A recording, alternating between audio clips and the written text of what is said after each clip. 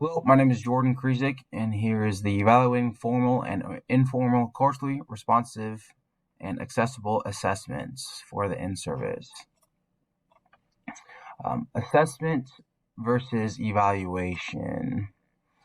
Assessment is a process that includes four basic components: measuring improvement over time, motivating students to study, evaluating the teaching methods, ranking the students' capabilities in relation to the whole group evaluation. Evaluations can and should, however, be used as an ongoing management and learning tool to improve learning. These include five basic components: articulating the purpose of the educational system, identifying and collecting relevant information, having ideas that are valuable and useful to learners in their lives and professions, analyzing and interpreting information for learners, and classroom management or classroom decision making. So assessment, what is the purpose? The purpose is to improve the quality of the future performances. Evaluation, the purpose is to determine the quality of the present performance. So assessments, they're really looking at the in product, when the evaluation is looking at what is happening during the process and the quality of the performance. So the key difference is the process of collecting, reviewing, and using data for the purpose of improvement in the current performance is called assessment.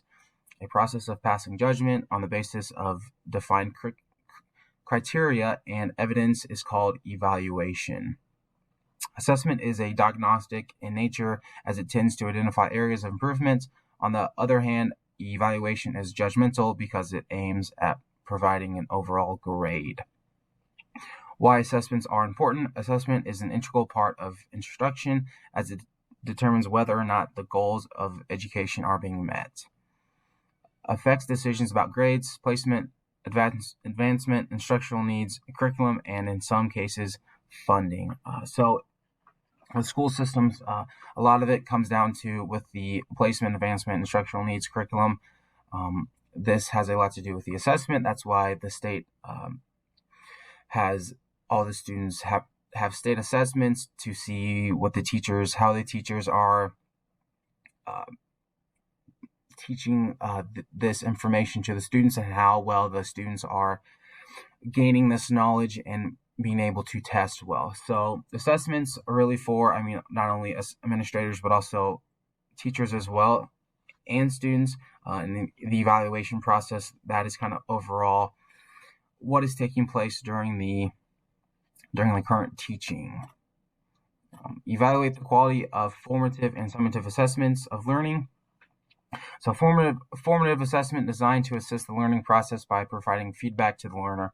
So you're really looking at, for the formative, what the strengths and weaknesses are of the students, being able to tell that this individual is proficient in math when weaknesses,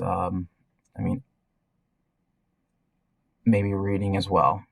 Most appropriate where the results are in to be used eternally by those involved in learning process, comprehensive in nature, and is fundamentally concerned with learning outcomes. So with the students, the teachers, the curriculum developers, they're going to be really looking at these to see where they might be able to tweak some aspects of their curriculum or how they're teaching. Summative assessments used primarily to make decisions for grading or determine readiness for progression. So with summative, this is kind of like a comprehensive test. Again, this occurs at the end of an educational activity and is designed to judge the learner's overall performance. Comprehensive in nature as well, and is fundamentally concerned with learning outcomes. Relates performance and abilities to external stakeholders. So with math, you might be taking a unit test over whatever unit, and this is a good way for the administration and teachers to see how well the students are grasping that material. If they need to go back and maybe slow down on some areas, but this is a great way to just see the overall progress and see how proficient each student is in the curriculum. Formal and informal, culturally responsive, and accessible assessments of student learning. methods in student assessment. So there are more assessments that I have on here, but just a few that we're going to talk about. Self-assessment. In self-assessment, students are expected to assess both process and product of their learning. So for them, they are really looking at themselves, how they learn, maybe some ways that they could possibly become better learners. This is great for the teachers to see because they can personalize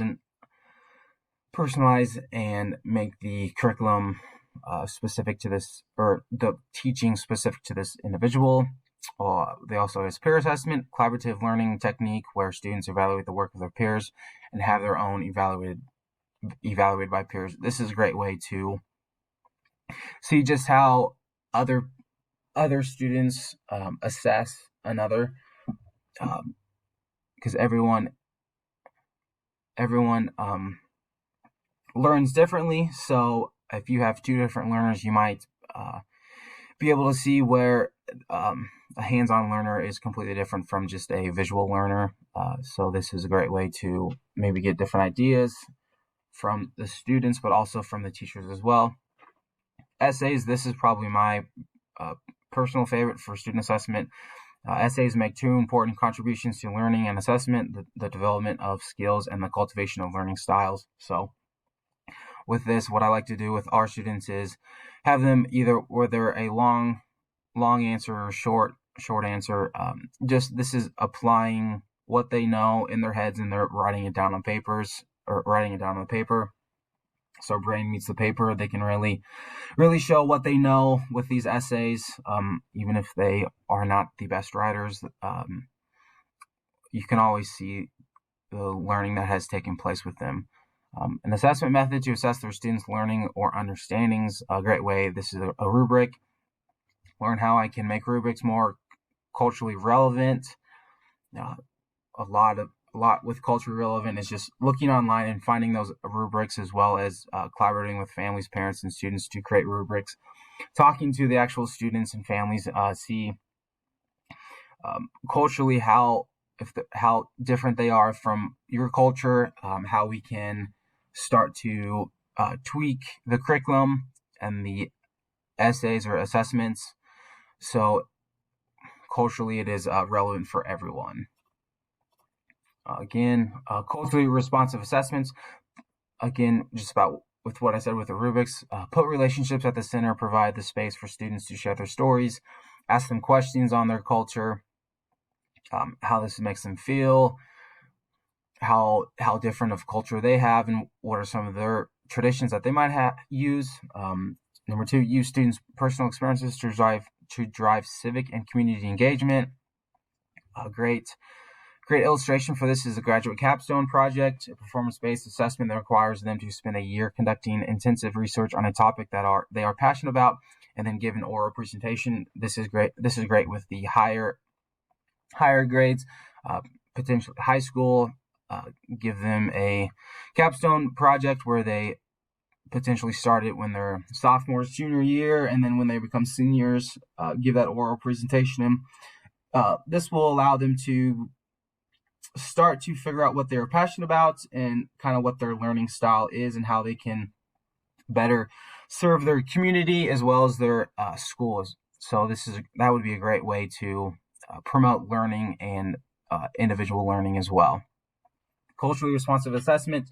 The culturally relevant component involves assuring that the assessment process, beginning with the student learning outcomes statements and ending with improvements in student learning. The importance of keeping students at the center, which requires their involvement at every step in the assessment process and builds upon their lived experience. So with these assessments, you can ask the questions, get to know the students, get to know the teachers, get to know the community.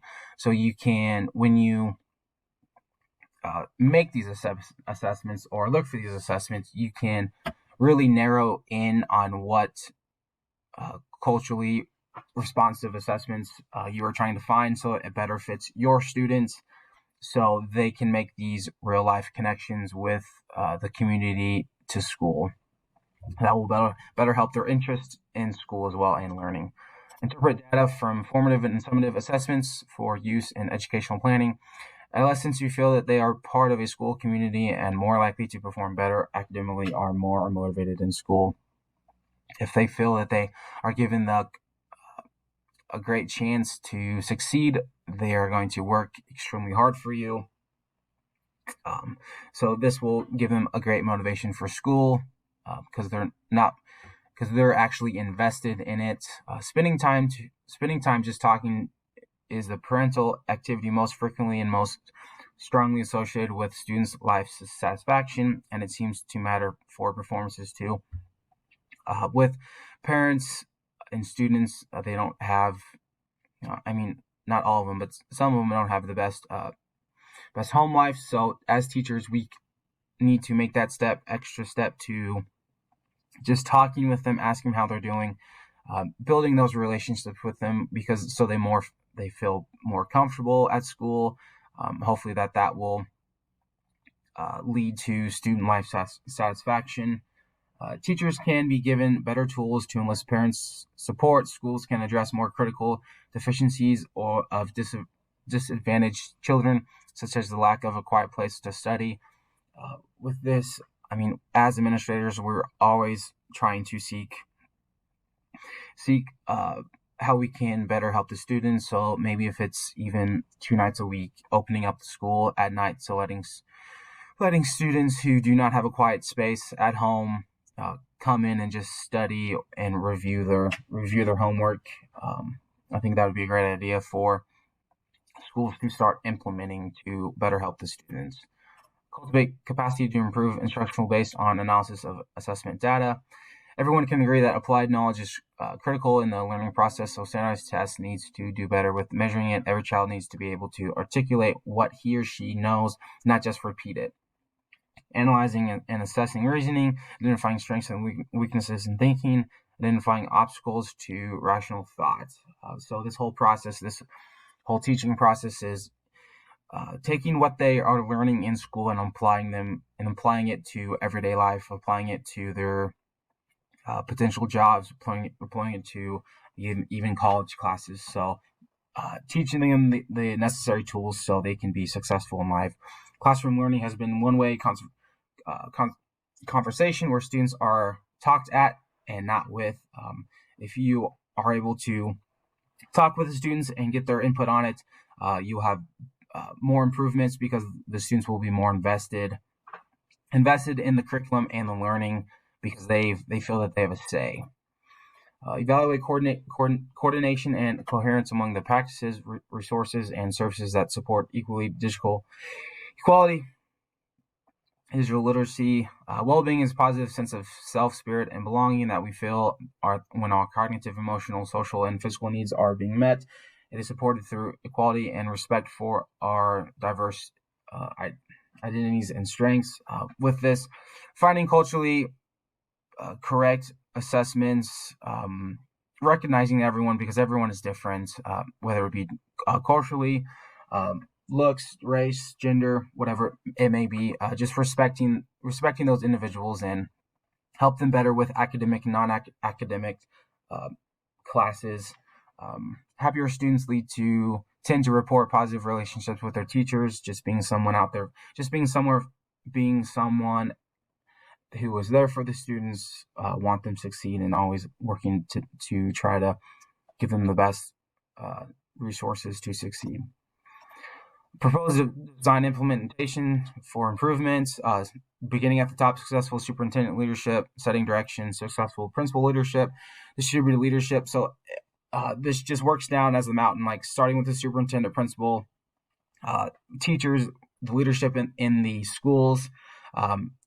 Heads and teachers can endure to follow up, and pupils being continuously absent, just always looking to improve the leadership, always how we can serve the community and the students. With the Natoma, they have great support programs, student mental health, dropout prevention, at-risk students, always going above and beyond and seeing where they can improve, where they can help these students just to succeed. Thank you.